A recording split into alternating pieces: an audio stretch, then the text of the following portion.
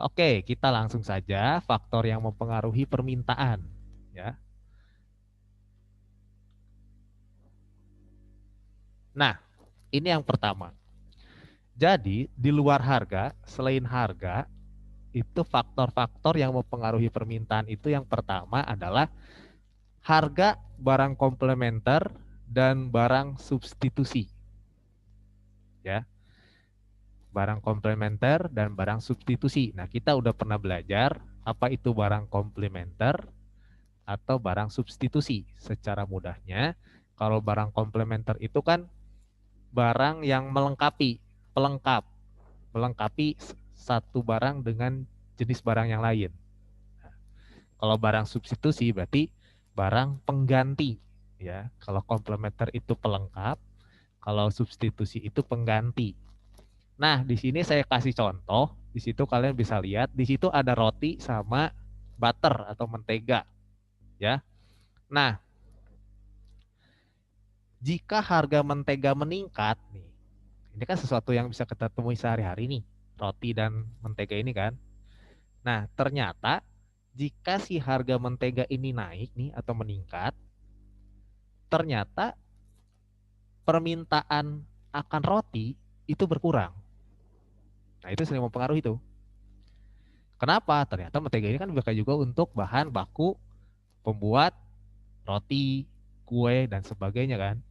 Jadi kalau misalkan bahan bakunya naik, otomatis produknya pun sedikit. Kalaupun produksinya tetap, harganya akan naik nih si barang rotinya ini.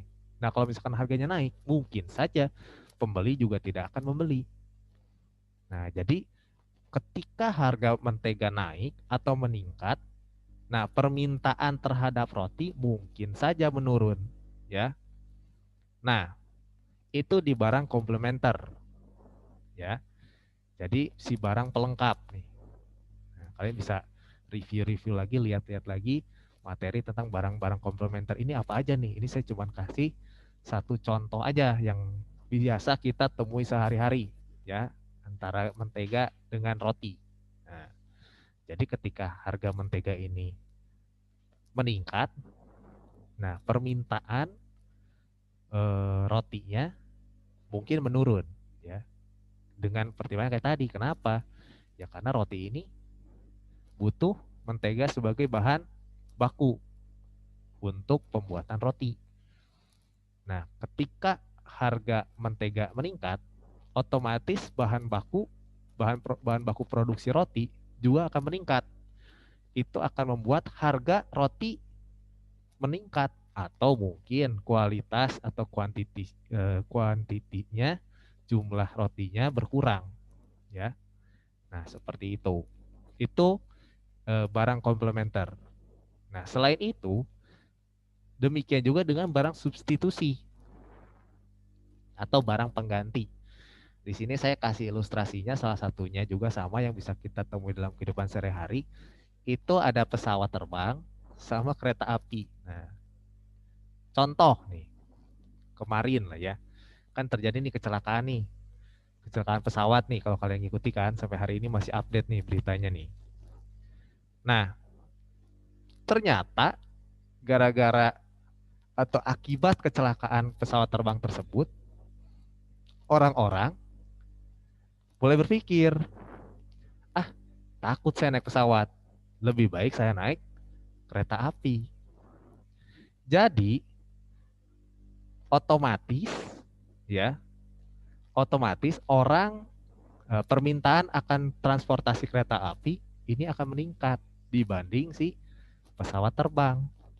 Nah, kalau kalian kemarin update juga, harga pesawat terbang, tiket pesawat terbang setelah kejadian kecelakaan ini nih, ya, kemarin saya lihat, saya cek contohnya ya, dari Bandar Lampung ke Jakarta, itu harga tiket pesawat terbang itu cuma 150.000. Nah, kalau kalian mau berangkat, berangkat sekarang tuh kalau mau ke Jakarta tuh murah bener, ya. Dari Bandar Lampung ke Bandung, itu kemarin saya cek tiket pesawat di web itu cuma 250.000. Kenapa? Akibat ada kejadian kecelakaan kan. Jadi orang-orang juga takut nih mau naik pesawat nih, takut jatuh juga nih, ya. Nah, jadi si permintaan akan tiket pesawat terbang akan berkurang. Tapi ternyata ada opsi lain nggak? Ada pengganti nggak? Kalau kita nggak bisa naik pesawat terbang apa? Ya naik kereta api. Atau mungkin kendaraan pribadi, atau travel, dan sebagainya. Itu akan meningkat. Nah, itu yang menjadi penyebab yang pertama, faktor-faktor yang mempengaruhi permintaan di luar harga, ya ini, ya, harga barang komplementer dan barang substitusinya. Seperti itu. Ini yang pertama, baru yang pertama. Berikutnya yang kedua adalah faktor yang mempengaruhi permintaan itu jumlah pendapatan. Ya, mungkin saja nih ada yang jumlah pendapatannya di bawah 3 juta, antara 3 juta sampai 5 juta per bulan, ada yang 5 juta sampai 10 juta, ya. Ada yang di atas 10 juta mungkin penghasilannya per bulan, ya. Nah, ini juga mempengaruhi permintaan atau kemampuan, ya kan, keinginan yang disertai dengan kemampuan untuk membeli, kan, membeli barang, kan.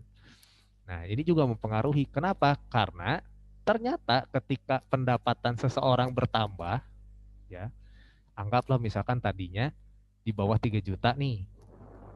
Terus dia mengalami pertambahan atau penambahan pendapatan. Jadi dia mungkin dari tadinya di bawah 3 juta, dia mungkin jadi 3 juta sampai 5 juta atau 5 juta sampai 10 juta. Nah, ternyata kalau di dalam ekonomi, nanti kalian juga belajar di pendapatan nasional. Pendapatan itu dilambangkan dengan Y. Ya, Y. Ini juga nanti di kelas 11 nih belajar. Pendapatan itu dilambangkan dengan Y. Nah, Y ini sama dengan C. C ini konsumsi.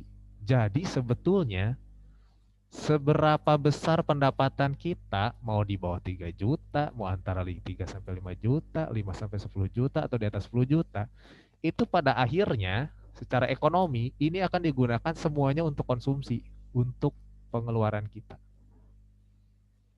Nah, jadi ternyata itu kalau kita perhatikan, semakin bertambah pendapatan seorang, konsumsinya pun akan bertambah, ya. Artinya, ya, jadi daya beli akan barang dan jasanya pun bertambah. Yang tadinya mungkin nggak bisa beli, jadi bisa beli. Yang tadinya mungkin agak sulit mendapatkan barang tersebut atau jasa tersebut, karena pendapatannya meningkat, bertambah, nah jadi bisa beli barang atau jasa tersebut, ya. Nah, seperti itu. Nah, kalau di sini contoh ada di buku, ketika pendapatan meningkat, keluarga anak mungkin akan mengurangi makan tempe, ya, dan lebih banyak makan daging. Nah, itu contoh juga tuh dalam kehidupan sehari-hari, ya. Barang-barang yang permintaannya menurun ketika pendapatan meningkat dinamakan barang-barang inferior. Nah, ada juga istilahnya tuh barang inferior, artinya barang-barang yang permintaannya itu menurun ketika pendapatan meningkat, ya. Sedangkan barang-barang yang permintaannya meningkat ketika pendapatan meningkat disebut barang normal. Nah, jadi contoh dalam kehidupan sehari-hari kayak tadi, ya. Tadinya mungkin untuk mengkonsumsi daging sapi atau makan steak lah, ya, daging sapi itu mungkin terbatas. Tapi karena dia punya pendapatannya meningkat, nah, jadi tadi kalau di ilustrasi tadi biasanya makan tempe, nah sekarang bisa makan daging ayam tuh, daging sapi lah. Ya, nah itu. Jadi selain itu ternyata pendapatan seseorang pun itu mempengaruhi si permintaan, ya.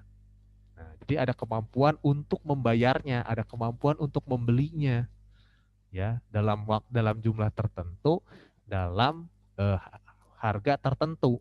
Nah, itu yang kedua. Jadi yang pertama, okay. Nah, yang pertama tadi harga barang komplementer dan barang substitusi. Yang kedua itu jumlah pendapatan. Ini mempengaruhi si permintaan.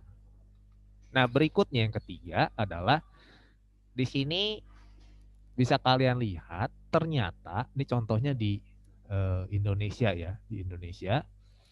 Kalian bisa lihat lah, ini dipelajari di pelajaran geografi lah ya. Tapi kalau dulu ini saya belajarnya di antropologi ya. Nah, jadi ternyata selain harga barang komplementer dan barang pengganti, terus jumlah pendapatan, yang ketiga yang mempengaruhi permintaan itu adalah jumlah dan karakteristik penduduk juga itu mempengaruhi ya. Nah, biasanya semakin besar jumlah penduduk, contohnya di Indonesia kan, jumlah penduduknya banyak kan. Semakin banyak jumlah penduduk, berarti semakin besar juga permintaannya terhadap barang atau jasa tersebut. Iya benar kan logikanya, banyak orang berarti kemungkinan beli barang atau jasanya pun kan lebih banyak kan. Nah, seperti itu. Ya, semakin besar jumlah penduduk, ternyata semakin besar pula permintaan terhadap barang dan jasanya, ya. Nah, selain jumlah penduduknya ya. Tadi kan kita bicara jumlah penduduk. Nah, selain jumlah penduduk, ternyata usia juga mempengaruhi, ya, akan permintaan barang dan jasa tertentu, ya. Kan ada usia anak-anak, remaja, ada dewasa, ada eh, apa sih? Tua ya, bukan tua sih namanya apa ya? Ya itulah pokoknya ya. Jadi ada dari mulai balita, anak-anak, remaja, dewasa, dan berusia lanjut. Nah, istilahnya gitu ya, bukan tua. Kalau tua kayaknya lebih kurang kurang kurang oke lah bahasanya. Nah, jadi itu juga sama mempengaruhi permintaan akan barang dan jasanya. Ya, misalkan contohnya eh, dari sisi pekerjaan sama, ya dari sisi pekerjaan juga sama. Lalu juga dari masalah kalau di Indonesia nih ya, ini kan banyak nih, banyak suku bangsa, bahasa daerah, agama, pulau. Nah, mungkin saja ada terjadi transmigrasi atau perpindahan penduduk, ya, atau migrasi dari pulau satu ke pulau yang lainnya. Nah, itu juga ternyata mempengaruhi permintaan akan barang dan jasa. Jadi jumlah dan karakteristik penduduk juga mempengaruhi, ya. Bahkan kalau di Indonesia, ya udah pasti tiap suku bangsa ini punya permintaan yang berbeda-beda, ya. Lalu juga mungkin kebutuhan dari pulau-pulaunya juga beda, ya. Kepulauan Indonesia ini banyak kan, ya. Kebutuhan atau permintaan di Sumatera, Pulau Sumatera belum tentu sama dengan permintaan yang ada di Pulau Jawa, ya. Jadi itu mempengaruhi sekali, ya. Atau mungkin yang kita di Pulau Sumatera juga berbeda dengan kebutuhan atau permintaan akan barang dan jasa di Pulau Kalimantan, eh, Sulawesi, Papua. Nah, itu berbeda. Ya, jadi yang ketiga jumlah dan karakteristik penduduknya. Ini sangat mempengaruhi juga si permintaan. Oke. Nah, masih berhubungan dengan sebetulnya dengan eh, masyarakat atau penduduknya. Nah, terutama di Indonesia lah ya. Di Indonesia ini tadi kalau kalian bisa lihat kan di sini suku bangsanya juga udah banyak nih 1340. Bahasa daerahnya aja nih 750 bahasa daerah, ya. Bahasa agama resminya ada 6, ya, ada 17.000 pulau lebih. Nah, ternyata di tiap suku bangsa, ya, atau mungkin di tiap pulau itu memiliki tradisi yang berbeda. Tradisi yang berbeda, ada mode-mode pakaian yang berbeda, ya, dan ada selera masyarakatnya pun berbeda, ya. Nih contoh nih tradisi di Indonesia nih, ya ada nih dia yang dari buah-buahan ini nih. Di tiap pulau, di tiap suku suku bangsa, daerah, suku di daerah itu punya tradisi yang berbeda-beda, ya. Nggak cuma dari sisi tradisinya, kita belajar lagi, contoh lah kalau kita nyambung ke sosiologi lah ya, sosiologi. Ternyata dari sisi pakaiannya pun berbeda, pakaian adatnya berbeda, lalu rumah daerahnya berbeda, semuanya berbeda-beda. Makanya kebutuhannya dan permintaan akan barang dan jasanya pun berbeda, seleranya pun berbeda, ya. Nah, contohnya adalah eh, ini mungkin lah ya, nggak tahu lah ya. Kalian kalau misalkan kalau yang cewek-cewek ngikutin tren fashion atau tidak gitu kan. Nah biasanya kalau cewek-cewek kan ngikutin tuh model baju lah, apalah. Nah karena sekarang ini contoh lah di Indonesia lah ya paling simpel. Dalam kehidupan sehari-hari sekarang ini kita ini sudah mulai banyak terpengaruhi dengan budaya-budaya dari Korea. Dengan K-popnya lah, dengan lagu-lagunya lah, dengan drama-dramanya lah, ya. Termasuk dari sisi fashionnya. Nah ternyata dengan adanya tadi ya, ada model-model seperti itu. Nah, Indonesia, orang-orang Indonesia itu menyukai itu. Nah, berarti permintaan akan barang atau jasa yang berhubungan dalam tanda kutip dengan budaya-budaya Korea, dengan hal-hal yang berbau Korea itu meningkat. Nah, itu salah satunya, ya. Jadi itu mempengaruhi sekali, ya. Lalu selain itu misalkan kalau di buku lagi ada contohnya adalah perubahan selera makan, ya. Mungkin dulu beberapa tahun yang lalu sebelum adanya aplikasi dalam tanda kutip aplikasi online eh, kayak Gojek, kayak kayak apalagi Grab dan semuanya orang-orang akan cenderung mungkin masak di rumah aja, bikin di rumah. Atau mungkin kalaupun beli ya belilah di yang bisa dibawa pulang. Nah, tapi ternyata setelah ada muncul aplikasi yang memudahkan, ternyata selera masyarakat nih yang tadinya mungkin eh, biasanya suka beli-beli aja atau ordernya via telepon dan sebagainya atau langsung ke tempatnya lalu di take home. Nah, orang-orang mulai pakai eh, aplikasi eh, online tersebut. Nah, jadi permintaannya akan bertambah. Itu ditandai dengan pengguna aplikasi itu bisa dihitung. Semakin bertambah, semakin meningkat. Nah, itu juga salah satunya.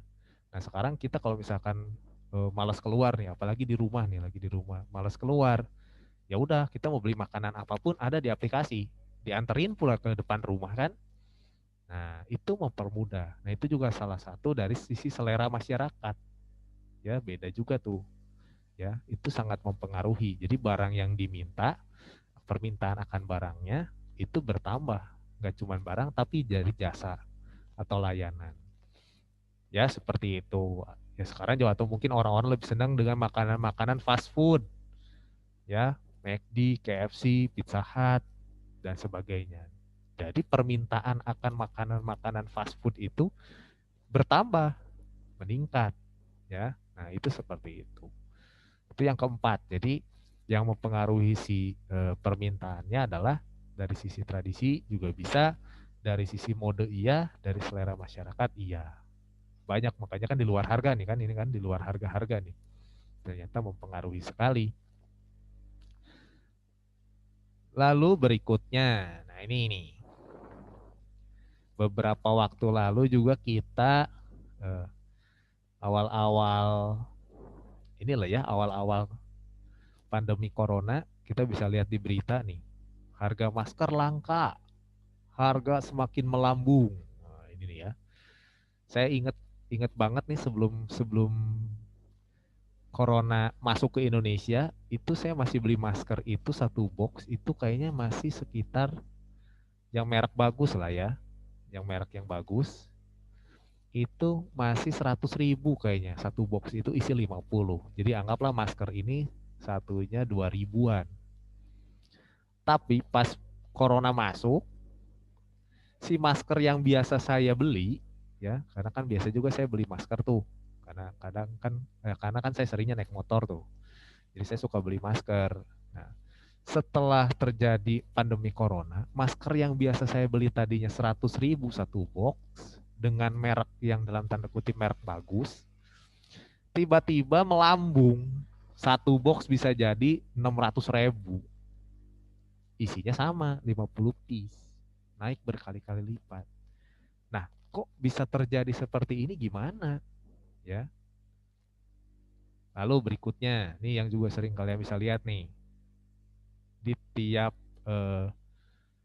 pom bensin, nih suka banyak tulisan nih, maaf premium habis, atau mungkin premium masih dalam perjalanan, atau maaf pertamax habis. Nah ini ditutup nih. Kok bisa ya? Kenapa bisa ya? Ya kan? Nah ini sebenarnya hal-hal yang biasa kita temui nih. Terus, nih ada berita harga emas diprediksi 4,5 juta per gram. Nih, ya, ini ada berita menuliskan seperti ini nih. Harga emas ternyata ke depannya itu 4 bisa sampai 4,5 juta per gram. Ya, kok bisa naik? Kok bisa turun? Nah, kalau Mas Antam sendiri ini nih yang biasa kita temui sehari-hari nih di toko emas nih ya. Kalau kalian suka yang tahu nih, ini kan harga emas dunia nih. Tapi kalau ada yang di Indonesia, yang dipasarkan itu ada di Indonesia itu ada PT Antam. Nih, ternyata ini per berapa nih 24 Juni itu 858.000 per gram. Turun ternyata ya, turun 1,05%. Tapi kalau lihat harga sekarang udah pernah nyampe harga angka 1 juta kemarin. 1 gramnya 1 juta. Kok bisa naik, kok bisa turun? Nah, berarti ada kalimat di sini nih, ada diprediksi. Makanya pertanyaan yang menarik kemarin dari Aster adalah, jadi bisa nggak harga barang atau jasa tersebut itu bisa diprediksi ke depan? Bisa naik atau turun nggak? Bisa. Makanya kita harus peka, kita harus jeli dengan keadaan yang terjadi di sekitar kita. Karena ternyata eh, permintaan akan barang dan jasa itu bisa diprediksi, ya, atau istilahnya itu bisa diperkirakan, ya, diperkirakan seperti apa? Contoh yang tadi saya bilang ya, contoh pertama, kok harga maskernya bisa mahal? Kan pada masa itu, pada saat itu mungkin kalau kalian ingat juga berita di beberapa waktu lalu, orang-orang itu sampai karena butuh masker, nah itu tadi ya, balik lagi. Karena orang perlu masker, butuh masker, nah orang-orang akan membeli. Bahkan ada orang yang sampai menimbun, ya, menimbun masker tersebut. Karena apa? Karena kebutuhan. Kebutuhan permintaan akan masker, ya, untuk menjaga kesehatan lah, untuk melindungi diri kita dari droplets yang ada. Nah, karena orang-orang ini mau perlu dan ingin menggunakan masker, nah makanya kita bisa prediksi karena kebutuhan, nah harganya pasti akan naik nggak? Kenapa? Iya, betul pasti. Ini otomatis. Kalau kita bicara hukum permintaan dan penawaran, ini pasti, ya. Yang dibutuhkan itu pasti mahal, ya, termasuk masker, selain masker apalagi ya kemarin banyak. Kenapa? Karena kita butuh dan kita tahu nih ke depannya orang butuh, makanya harganya sekalipun harganya dinaikkan secara gampangnya ya, orang yang jual adalah naikin aja harganya, pasti dibeli, ya kan? Makanya kan waktu terakhir, waktu dalam tadi pengalaman saya itu ya, saya mau beli masker lagi dengan merek yang sama, itu udah 600.000 satu box. Buat saya nggak beli karena saya nggak mampu kan. Berarti bukan terus permintaan saya dong itu. Karena saya nggak mampu beli dengan harga segitu. Tapi mungkin untuk orang-orang lain yang mampu beli, dia beli juga tuh satu satu box harganya 600.000. Harganya mahal pun dibeli. Nah seperti itu.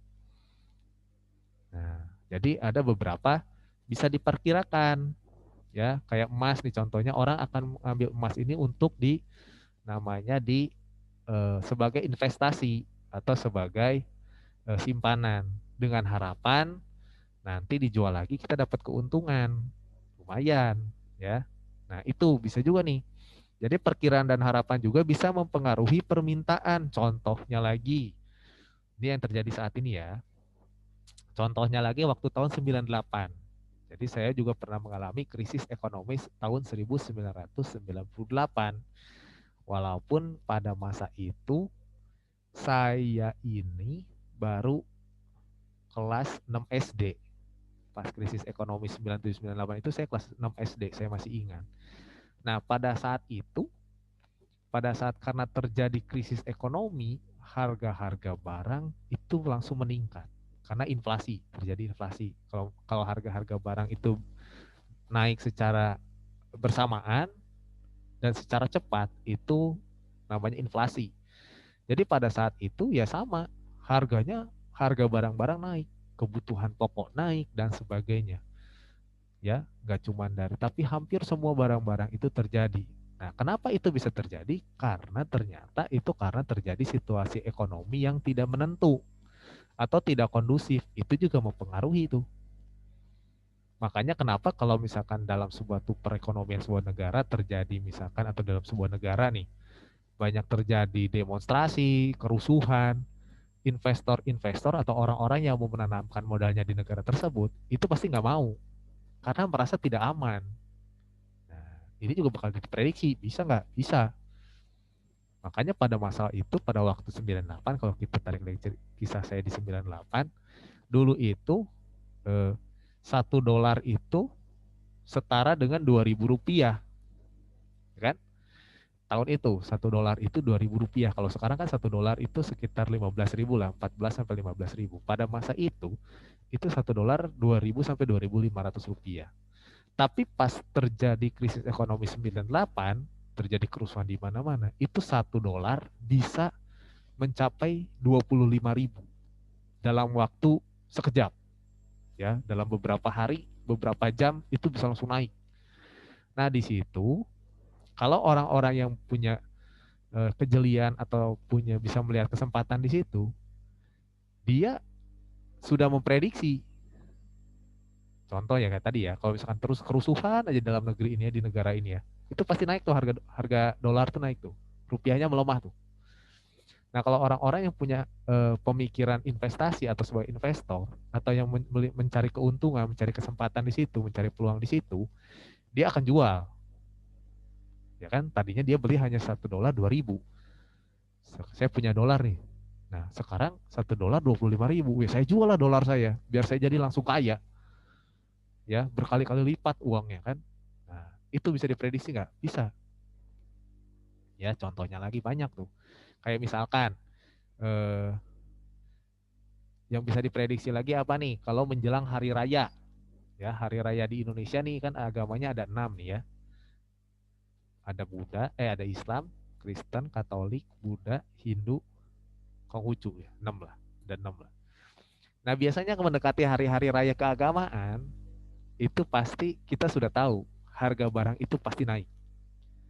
Kenapa? Karena permintaan akan barangnya bertambah. Orang itu jadi sebuah kebutuhan. Orang akan beli. Contoh yang paling simpel, yang sangat terlihat jelas itu waktu hari raya Idul Fitri atau Lebaran, ya. Idul Fitri nih, ya. Waktu Idul Fitri orang-orang kan tahunya nih, oh Idul Fitri buat ketupat, bikin rendang, bikin opor dan segala macamnya. Nah, karena menjelang hari raya orang akan tadi mau bikin ketupat, kan butuh beras tuh bahan-bahan bakunya, butuh buat si wadahnya. Itu pasti secara tidak langsung permintaan akan beras sebagai bahan baku pembuat ketupat itu akan bertambah. Termasuk si ketupatnya itu, ya.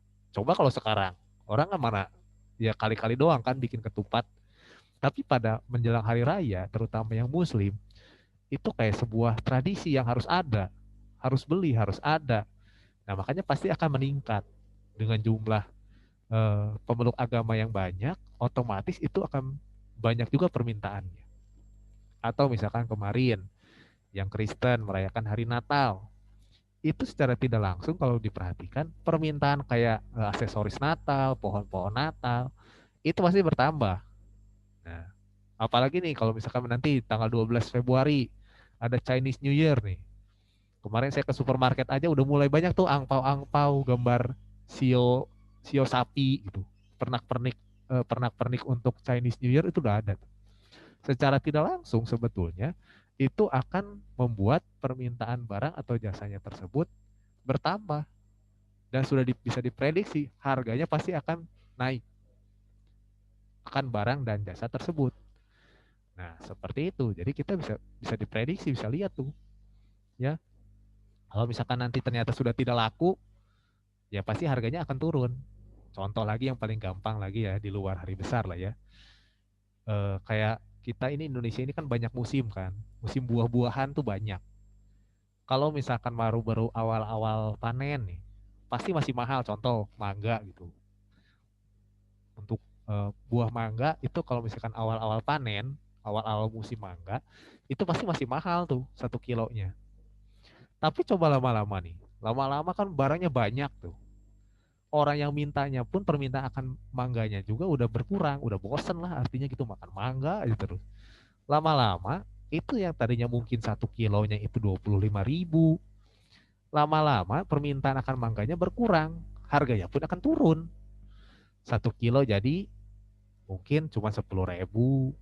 Nah, itu juga salah satu mempengaruhi tuh di situ, ya. Setelah selain itu, nah ini nih, yang terakhir faktor-faktor lain di luar harga yang mempengaruhi permintaan itu kondisi sosial ekonomi di eh, negara tersebut atau di Indonesia. Ini juga sangat mempengaruhi. Kondisi sosial ekonomi itu kayak gimana sih? Nah, ini bisa dilihat dari sini nih. Ada istilahnya tuh ada inflasi. Nanti kita belajar inflasi nih, ya. Ada yang mengalami juga ternyata kondisi sosial ekonomi Indonesia itu tidak cuma inflasi tapi dari sisi nanti kita juga di kelas 11 kalian belajar tentang pendapatan nasional juga. Lalu ada juga tentang ya tadi banyak berhubungan dengan si keadaan yang ekonomi yang terjadi.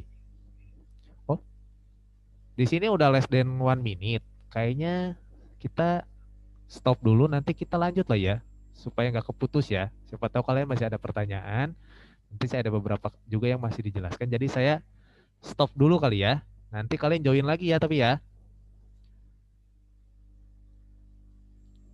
Ini kan sudah less than 1 minute. Nanti saya stop dulu.